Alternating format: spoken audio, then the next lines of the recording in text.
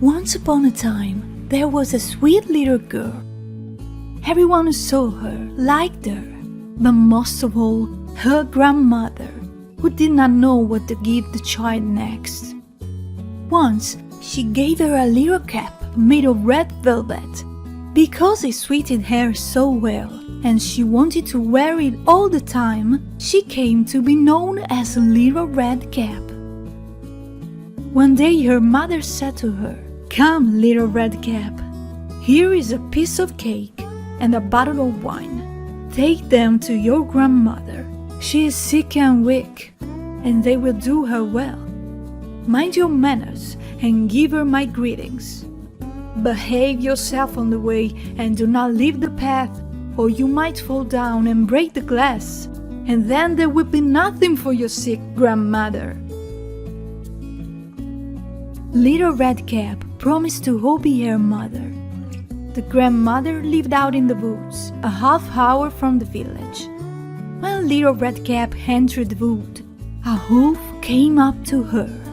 She did not know what a weak animal he was, and was not afraid of him. "Good day to you, Little Red Cap." "Thank you, Wolf." "Where are you going so early, Little Red Cap?" "To grandmother's." "And what are you carrying under your apron?" "Grandmother is sick and weak, and I'm taking her some cake and wine. We baked yesterday, and they should give her strength." "Little Red Cap, just where does your grandmother live?" "Her house is a good quarter hour from here in the woods, under the 3 large oak trees.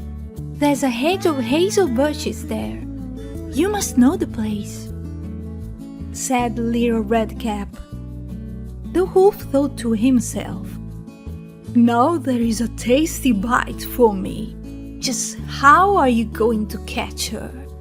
Then he said, "Listen, Little Red Cap, haven't you seen the beautiful flowers that are blossoming in the woods? Why don't you go and take a look? And I don't believe you can hear how beautifully the birds are singing. You are walking along as though you were on your way to school in the village. It is very beautiful in the woods." Little Red Cap opened her eyes and saw the sunlight breaking through the trees, and now the ground was covered with beautiful flowers. She thought, "If I take a bouquet to grandmother, she will be very pleased. Anyway, it is still early, and I'll be home on time." And she ran off into the woods looking for flowers. Each time she picked one, she thought that she could see an even more beautiful one a little way off, and she ran after it, going farther and farther into the woods. But the wolf ran straight to the grandmother's house and knocked on the door. "Who's there?" "Little Red Cap, I'm bringing you some cake and wine. Open the door for me." "Just press the latch," called out the grandmother. "I'm too weak to get up." The wolf pressed the latch, and the door opened. He stepped inside, went straight to the grandmother's bed, and ate her up. Then he took her clothes, put them on, and put her cap on his head. He got into her bed and pulled the curtains shut. Little Red Cap had run after flowers and did not continue on her way to grandmother's until she had gathered all that she could carry. When she arrived, she found to her surprise that the door was open. She walked into the parlor, and everything looked so strange that she thought, "Oh my God, why am I so afraid? I usually like it at grandmother's." Then she went to the bed and pulled back the curtains. Grandmother was lying there with her cap pulled down over her face and looking very strange. "Oh, grandmother, what big ears you have!" "All the better to hear you with." "Oh, grandmother, what big eyes you have!" all the better to see you with." "Oh, grandmother, what big hands you have!" "All the better to grab you with." "Oh, grandmother, what a horribly big mouth you have!" "All the better to hit you with." And with that, he jumped out of bed, jumped on top of poor little Red Cap, and ate her up.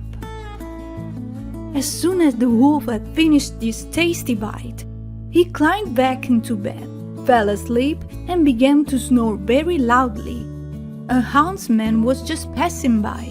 He thought it strange that the old woman was snoring so loudly, so he decided to take a look. He stepped inside, and in the bed there lay the wolf that he had been hunting for such a long time. "He has eaten the grandmother, but perhaps she still can be saved. I won't shoot him," thought the huntsman.